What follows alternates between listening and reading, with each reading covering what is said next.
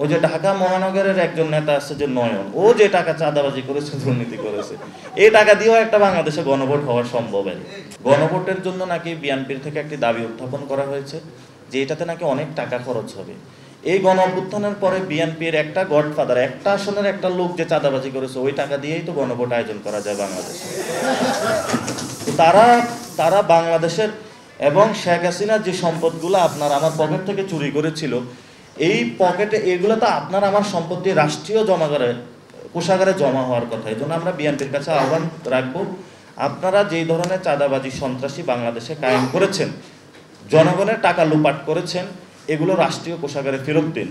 আর যদি টাকার প্রশ্ন আসে একটা গণভোট আয়োজন করতে, যে টাকা যাবে এটা আপনাদের একটা আসনে, এবং ওই যে ঢাকা মহানগরের একজন নেতা আছে যে নয়ন, ও যে টাকা চাঁদাবাজি করেছে, দুর্নীতি করেছে, এই টাকা দিয়েও একটা বাংলাদেশে গণভোট হওয়া সম্ভব। আরেকটা হলো যে আমরা ওনাদেরকে এতদিন জমজমের পানি দিয়ে পরিষ্কার করতে চেষ্টা করেছি, এখন ওনাদের মাথাও ক্লিন হয় নাই, বডিও ক্লিন হয় নাই, কিছু নাই। এই জন্য আমরা মনে হয় এখন ওনাদেরকে বুড়িগঙ্গার পানি দিয়ে একটু পরিষ্কার করতে হবে। যদি আমরা এই ধরনের যারা সিনিয়র নেতৃবৃন্দ আছেন রাজনৈতিক এই জন্য অপসংস্কৃতি থেকে যদি লাঠালাঠি পাল্লাপাল্লি এগুলো থেকে যদি আপনারা বেরিয়ে আসতে না পারেন, তাহলে আপনাদেরকে আমরা বুড়িগঙ্গার পানি দিয়ে একটু গোসল করাবো, যাতে হলো ভবিষ্যতে আপনাদের ব্রেনটা একটু খোলে। এর চেয়ে তো আর মকারি আপনাদেরকে করতে পারি না। আমাকে এমনি বলা হয়ে থাকে আমি নাকি বিএনপির ব্যক্তিগত বা জামায়াতের বিরুদ্ধে কথা বলি। আমার তো ভাই আপনার সাথে কারোর সাথে পার্সোনাল কোনো ক্ষতি বা সম্পর্ক নাই। এখন আমি এখানে রাজনীতি করতে আসছি, আমাদের এখনো ছোট বয়স, আমাদের এখনো মাথা আমরা কারো কাছে বিক্রি করি নাই।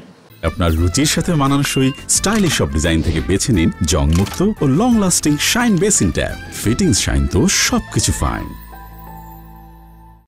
ফলত আমরা সত্য কথাগুলা বলতে পারি, এই জন্য সত্য কথাগুলা বলি। তুষার ভাই এখানে বলেছেন, আপনারা অনেক আলেম ওলামা এখানে বলেছেন, আপনাদের কাছে আমাদের একটা এনসিপির পক্ষ থেকে নিবেদন থাকবে, আপনারা কি বিএনপিতে যান নাকি হলো চরমনাই হুজুরের দলে গেলেন, না জামায়াতে গেলেন, না এনসিপি গেলেন, এটা আমাদের বড় বিষয় না।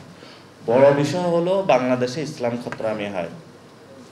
এখন আপনারা যদি এটা বিশ্বাস না করেন, তাহলে আপনারা কয়েকদিন পর উপলব্ধি করবেন। আপনারা যেভাবে হলো দার্সগুলোতে পড়াশোনা করেন, সাথে সাথে একটু রাজনীতিতে আপনাদের আরো একটু অ্যাক্টিভ হতে হবে। এটা আপনারা আপনাদের মতন করেন, যে এরিনাতে যেভাবে থেকে করেন। আমরা বলি না আপনারা আমাদের এনসিপির সাথে আসুন, কিন্তু নিজের যে প্রাপ্য হিস্সা এটা আপনারা বুঝে নিন। এবং সেই জায়গাতে বাংলাদেশের যে কনস্টিটিউশনের যে সংস্কার, বড় একটা কিন্তু ঘটনা বাংলাদেশে ঘটে যাচ্ছে। তো 2 দিন পরে যদি আপনারা এসে বলেন যে ঘটনা তো ঘটে গেছে, আমরা তো আসলে বিয়েতে ওইখানে আমরা সাক্ষী ছিলাম কিন্তু কিছু বললাম তো, এই জন্য সাক্ষীটা কি না থেকে যেহেতু চলে আসছেন, একটু রাজনীতিতে আপনারা ভালো করে এঙ্গেজ হন আপনারা। এটা কিন্তু বাংলাদেশে একটা বড় পরিবর্তনের মধ্য দিয়ে যাচ্ছে। আর নিজেদের মানে এটা জায়গাটা কারো কাছে বর্গা দিবেন না, কারো কাছে ইজারা দিবেন না কোনো দলের কাছে। এবং আপনাদের যারা ইজারা নিতে চায়, অনেক দল বাংলাদেশে সৃষ্টি হয়েছে, আপনারা তাদের কাছে ইজারা দিবেন না। আমরা আপনাদের এনসিপির পক্ষ থেকে এই ধরনের আপনারা আসবেন, আমরা কোনো ওলামা দল, ওলামা লীগ এই ধরনের কোনো সংগঠন সৃষ্টি করতে চাই না। আপনারা আসেন, আমাদেরকে উপদেশ দেন, আমরা কিভাবে আপনাদের উপদেশ নিয়ে আমরা চলবো, সেই অনুযায়ী ইনশাল্লাহ ভবিষ্যৎ বাংলাদেশে আমরা কাজ করতে চাই। আমাদের জন্য আপনারা দোয়া করবেন, আপনাদের দোয়ার বরকতে ইনশাল্লাহ বাংলাদেশে এই ধরনের পরিস্থিতি না হলে তো বাংলাদেশ যে পরিস্থিতিতে আছে, বাংলাদেশের কোনো উত্তরণ সম্ভব ছিল না আসলে।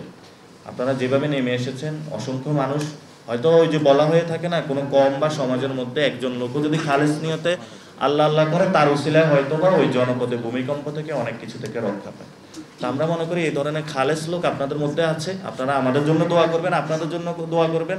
বাংলাদেশ সংকটে রয়েছে, সংকট থেকে উত্তরণে আলেমদের এগিয়ে আসা ছাড়া বাংলাদেশে কোনো উপায় নেই।